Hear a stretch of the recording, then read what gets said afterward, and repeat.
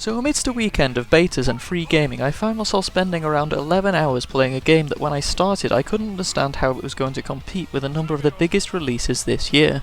Battleborn in many ways seems to be very closely linked with Borderlands, which is entirely expected as it is by the same developers. This is most evident in the campaign mode as you rush through every area as quickly as possible, swiping as much as you possibly can as you pass through, and appreciating the large colourful environments, giggling occasionally at the joker-second narrative. In the beta there was only 2 campaigns to run through, both of which took around 50 minutes to complete in single player or a more manageable 30 minutes in co-op.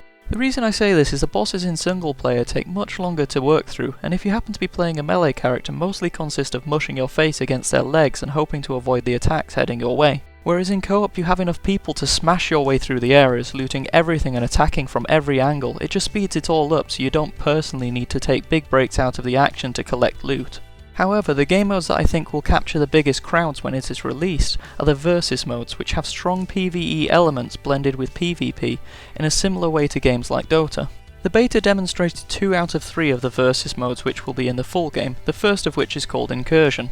This comprises of each team having 2 large sentry units which serve as your base and defences, and you need to use a combination of minions and thrall comps to push forward and wipe out the enemies. The second is the one I spent the most time on. It's called Meltdown, where you need to feed your creep waves into a trash compactor while stopping the enemy's minions from doing exactly the same.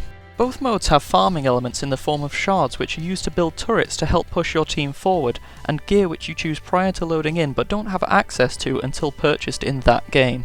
The combat is simple to learn but does require you to learn exactly what your character is capable of, otherwise you will be spending most of your time respawning.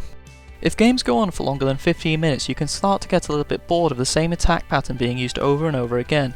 It would have been nice for the character to have a variety of weapons, but you have to settle for a primary and alt fire. The abilities mix it up slightly, and this is another aspect clearly drawn from the MOBA style of gaming. You have a passive, 2 abilities and an ultimate. Each matches the theme of the character and usually result in an explosion of colour and confusion as to what is going on, as in first person it's very easy to lose where you are on the battlefield and just end up swinging wildly at any health bars that you can still make out. The characters are all very well voice acted, with many an amusing line being spouted, assuming you like the Borderlands-esque style of humour. The animations are fantastically put together, especially when you consider how diverse the characters are. You get everything from axe-wielding dwarves to hawks equipped with rocket launchers. Inevitably, the characters are almost entirely massive stereotypes, but the roles have been switched around slightly. No longer is a huge bodybuilding Hulk holding a minigun a Russian like it has been so many times before. Currently I haven't identified any direct counters between characters, or characters which are particularly powerful together, which is fortunate as you don't know what the enemy has chosen until after you have. It's also the kind of game where some characters you can just connect with and others will take quite a bit of learning. I quickly found that Wrath had the skill set that matched with my want to run into battle and slash everything and everyone up. A lot of my gripes with Battleborn when I first started were based on the matchmaking system, which claims that the wait time is average, and this seems to vary from seconds to 10 minutes on some occasions. It also didn't help that majority of games when I started were ruined by someone leaving and making the game instantly 4v5, which meant it was much more difficult as you were constantly outnumbered. Currently there doesn't seem to be anything to discourage people from doing exactly this, and equally there is no way to replace a member of your team, which admittedly would be difficult to do as you'd have to mix gear and levelling up choices should someone else join. And the other problem was there didn't seem to be any sort of balancing. I seemed to be on teams composed entirely of new starters every game and versus a team of people that had played far more games. And to round it all off, matchmaking is the only place I actually witnessed a bug. It got stuck on the voting screen. It would take the votes, choose the level, then restart the vote again. Aside from this, the game seemed completely stable. It took quite a while for me to actually come to a conclusion on whether I liked Battleborn, and this is mostly because it doesn't teach you how to play particularly well. It does outline the base principles and goals to win, but there is much more to it than meets the eye, and until you work it out you'll die and lose repeatedly, which does nothing but discourage you.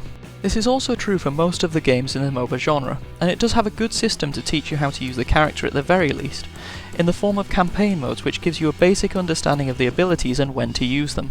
Once you soldier through the initial complexity, it is actually very simple and fun, but it is by no means an inviting game. I do like the fact that you pay for the game and you get all of the content that is available. There are no microtransactions as such. Of course there is a season pass which is arguably the same thing, but as long as this doesn't give a distinct advantage to those that get the DLC, I don't see a problem with it.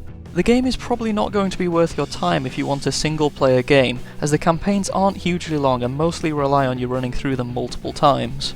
But if you look at the multiplayer aspect and the amount of gear, unlocks, characters, lore and all the rest of it, the amount of game time on offer here is quite spectacular. I do think it is going to struggle as there is a lot of stiff competition, and I'm not sure how long it will survive in terms of keeping a following. Battleborn essentially snuck up on me and I was stupid enough to persevere long enough to actually like it.